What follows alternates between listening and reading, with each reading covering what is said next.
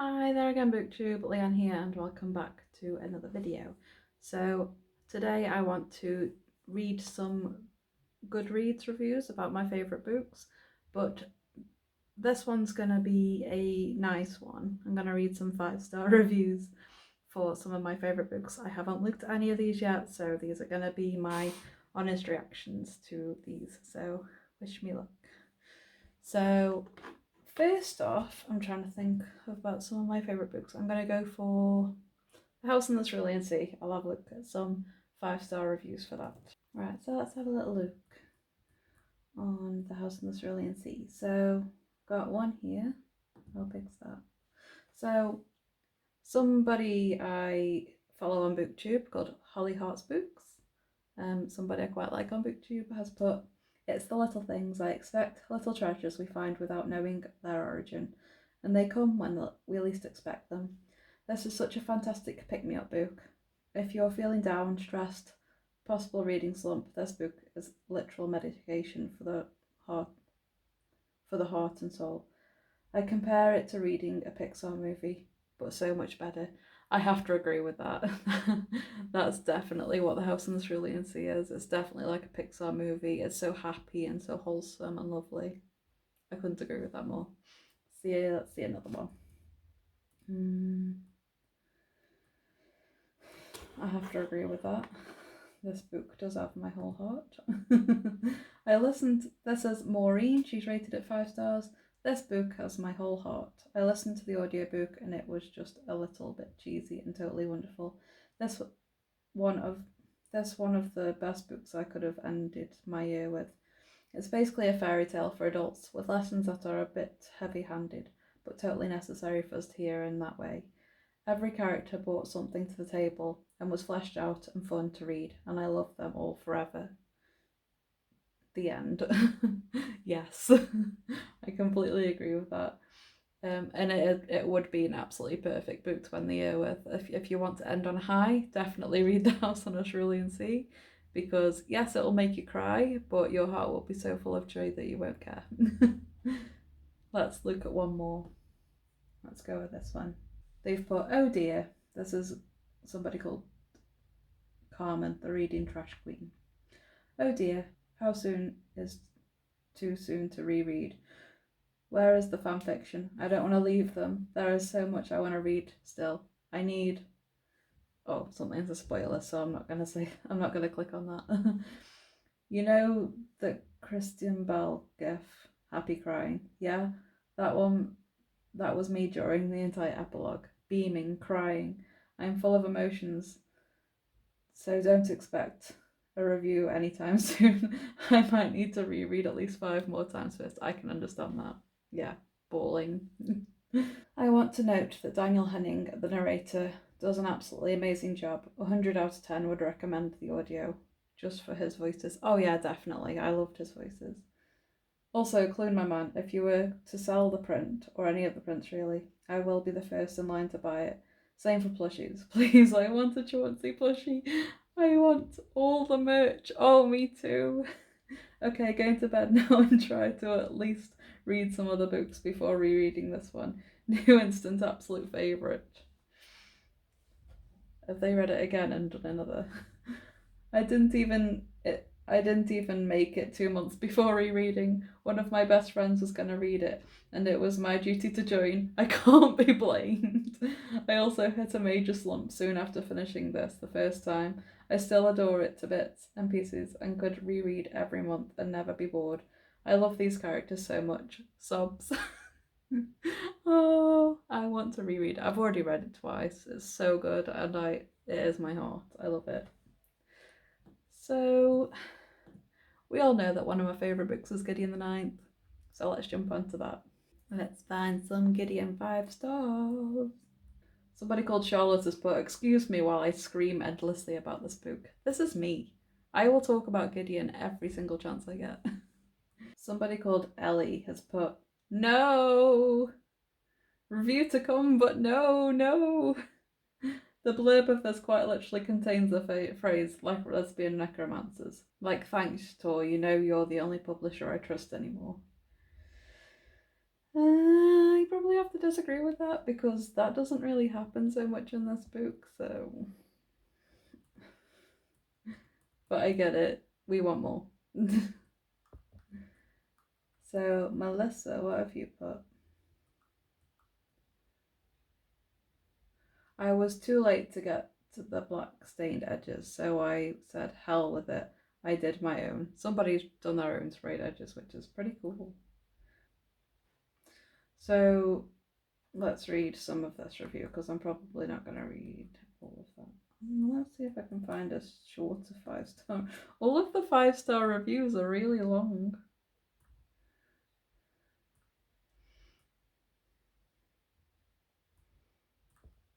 Let's just read the beginning of one. So Ashley puts, my heart hurts, it aches. So incredible. I literally cried when it was over and it was ending. I mean, that ending, that whole damn novel, brutal. Perfection, truly. I'm so confused as to some readers' complaints that this was extremely confusing and didn't follow the solid plot line, including subplots. That made sense. But before I go into any more detail, I've stumbled upon the perfect way to experience this novel through suffering the flu and needing something to physically reading when I felt sick. I found that the audiobook, which is one of the best I've ever listened to, by the way, ever, is an absolutely necessity as a companion to reading this book.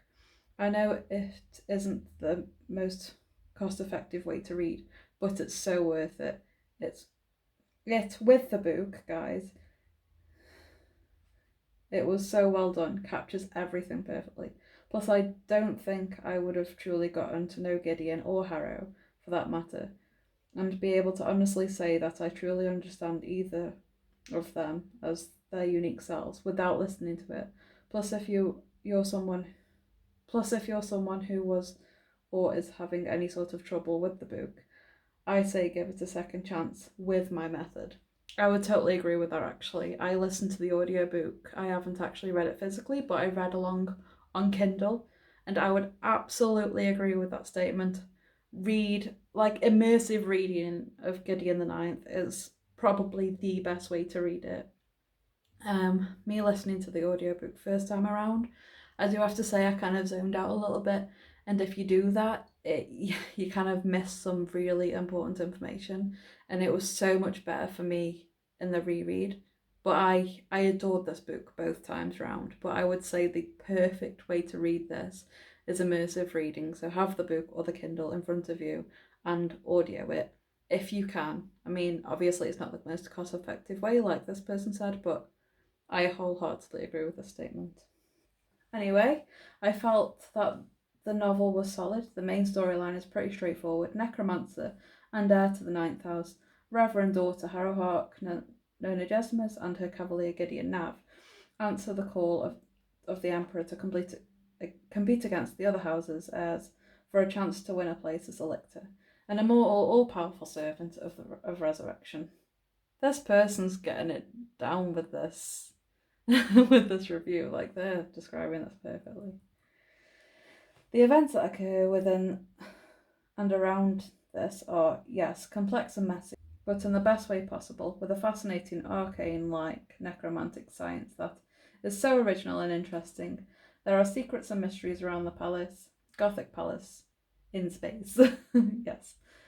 The story was beautifully executed and extremely creative, but purposely messy, sort of like a Picasso painting, but with more secrets held within, like a Van Gogh. Like a Van Gogh. Yeah.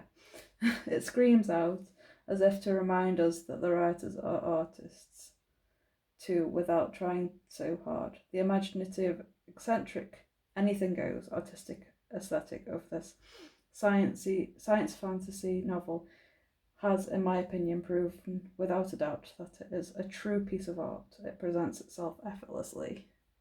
Yes. I would say this about Gideon and Harrow, to be honest. Like, Tamsin Moore is just perfect when she writes. It's amazing. The character development was incredible. I was so incredibly impressed. There are so many characters, and all are so fully, richly developed, which makes this much more of a feat. But this does mean if you aren't paying full attention, you might get lost, which is something I said earlier. I loved Gideon Nav from the start to the finish. I sometimes had to listen to the audiobook when I was busy, and it was fantastic. I recommend 100%. You truly get a taste of who Gideon is, and do such a good job. I adored it. And they do such a good job. I adored it. And she has, and this does not do her all the justice, a crazy personality. She exists on just another plane. Oh, yeah, Gideon does exist on another plane. She is amazing.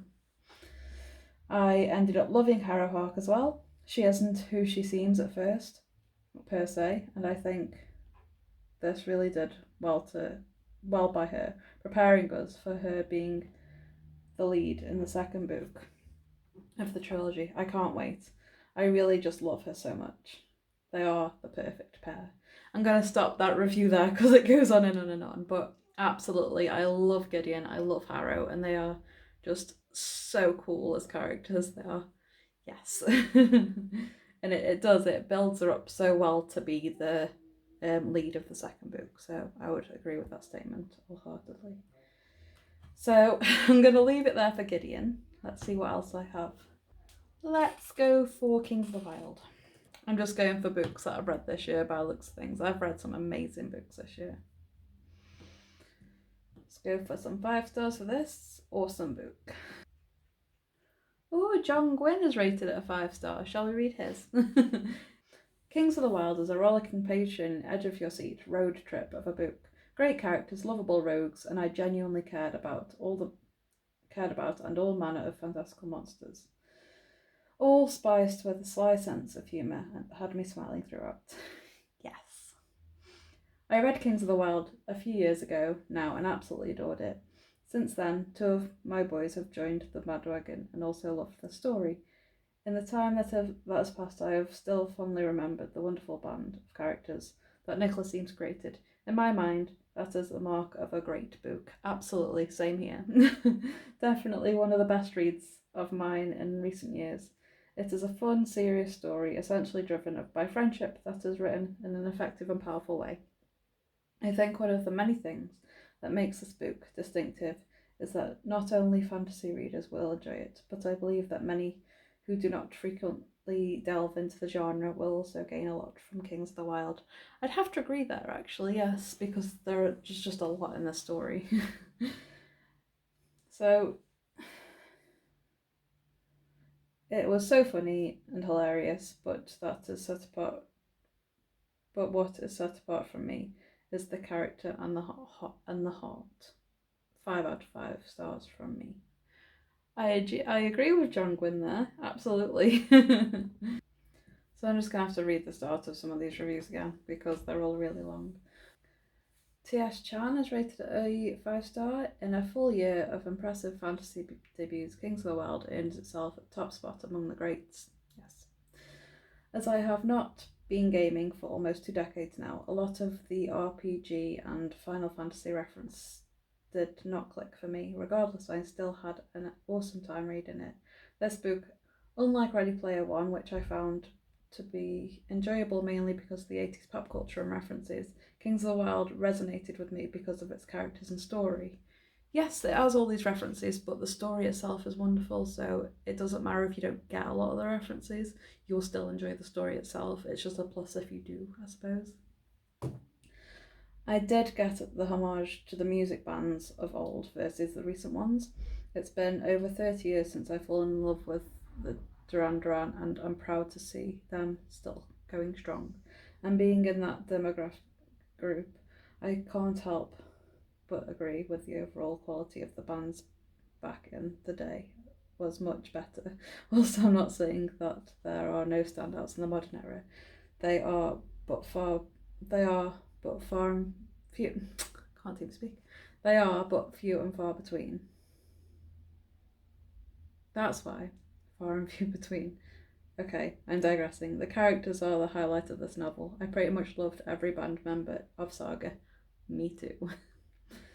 Even though the story was told solely from the third person perspective of Clay Cooper, I was still able to know that the other band members still well enough to appreciate their characterization.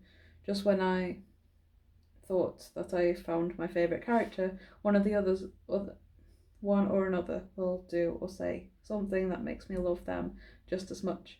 Gabriel, Morg, Matrick, and Gangelin are all awesome in their own unique way, and that solid bond of friendship between these guys is truly touching. Even the supporting characters, notably a revenant of the two-headed monster, were highly likeable. Eames also gave us a villain, which I can completely empathise with. Yeah, exactly. You having a villain that you can empathise with makes you get into the story a lot more. Having a villain that you just hate, you want them dead, you want them gone, so you're kind of cheering when. Whereas if you can empathise with a villain, it can kind of make you sad when they're defeated and all that kind of stuff. So, and it makes them such an interesting villain as well. I absolutely have to agree with this. Like, if you have a villain that you can empathise with, then you get to know them more instead of just seeing them as this bad guy. You can kind of see why they're doing the things that they do. So, perfection. I absolutely agree. Let's do one more book. Let's see what another favourite of mine is.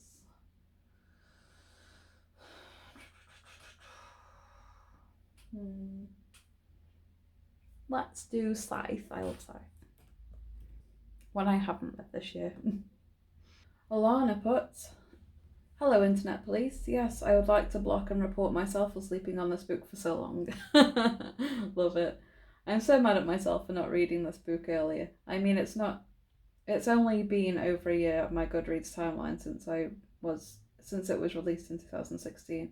I'm sure you've heard of the saying, don't judge a book by its cover. Well, yes, don't. Learn from my mistake, because I was hit with instant regret the second I picked this up. Yeah, I love this book so much. I don't know when it came out or when I read it, but it had probably been sitting around for a while before I picked it up.